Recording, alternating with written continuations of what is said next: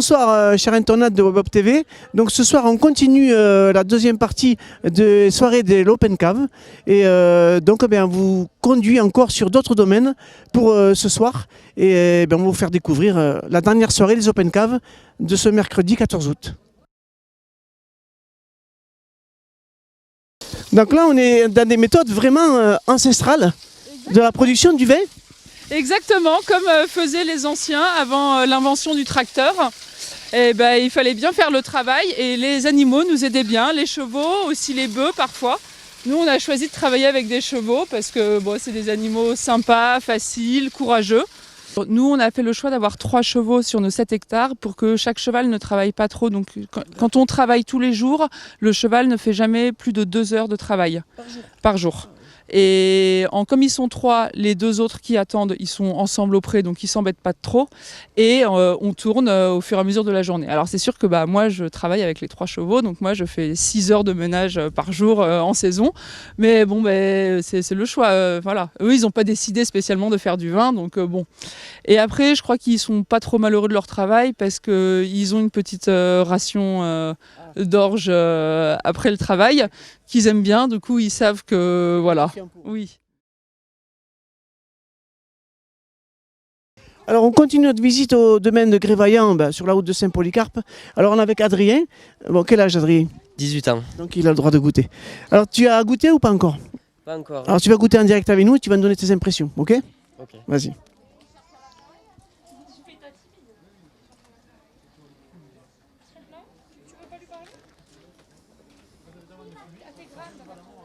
T'es prêt? À quelle question? Bien sûr, ton événement, là, ce que tu viens de vivre. Ce que je ressens quand je goûte. Ouais. Qu'est-ce que tu en penses? Ça me rappelle bien le terroir, chardonnay d'ici. Moi j'aime bien les vins comme ça, blancs, qui ont du goût, on va dire Mauzac, chardonnay. Ça me plaît. Est-ce que tu as déjà participé à des open caves comme aujourd'hui? Oui, certains, mais pas dans le coin. Mais vers Bordeaux, dans des caves vers là-bas, oui. Et tu penses quoi de ce type d'initiative? C'est très intéressant. Ça permet de découvrir des domaines, des caves, découvrir de nouveaux vins. Bon, Clément il est un peu spécialiste, il est œnologue, c'est ça? Et tu as déjà travaillé sur d'autres domaines. Donc, qu'est-ce que tu penses de ce que tu viens de goûter aujourd'hui? Aujourd'hui, il m'a présenté un Sauvignon de la DGP Haute-Vallée. Le domaine Grévaillant travaille très bien. On a un bel éclat. Au niveau aromatique, c'est très joli. Et au niveau gustatif, c'est complet, c'est bien équilibré, il y a une belle fraîcheur. Non, c'est un domaine qui travaille très bien, c'est joli. Ici, ce qui est bien, c'est justement ça promouvoit le terroir et ça permet de connaître tous les petits domaines justement intéressants qui commencent à se développer, prendre l'ampleur et surtout qui travaillent très bien. Alors vous avez fait la visite aujourd'hui du domaine Laurens. Qu'est-ce que vous avez appris ou découvert? On a au moins dégusté 3 méthodes de blanquette et crément, voilà, avec les différents cépages, avec dosage ou sans dosage. Donc ça c'est déjà fait. Et voilà.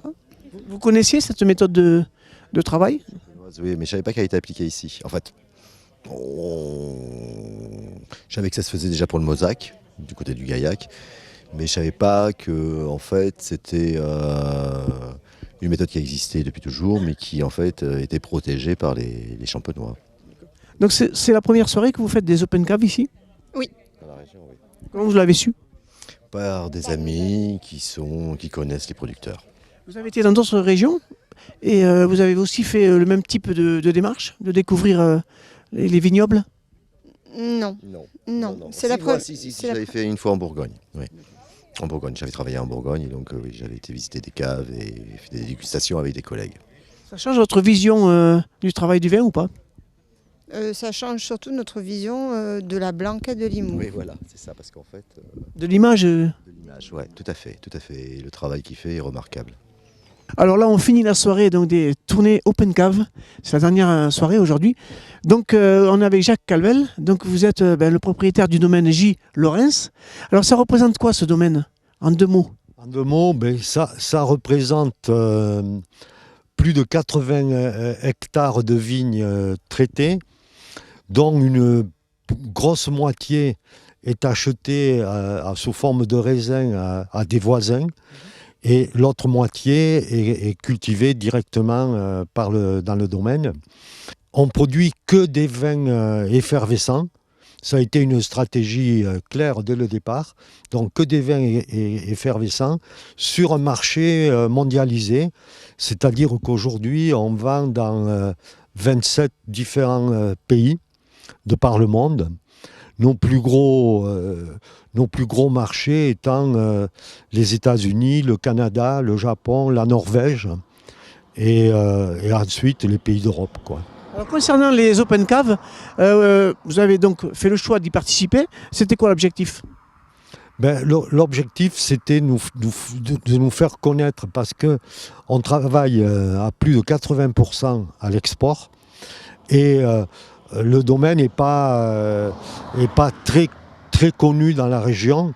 Et donc l'idée, c'était de participer à ce type de manifestation pour nous donner un peu de visibilité locale, quoi. L'affluence, elle a été, on ne s'y attendait pas.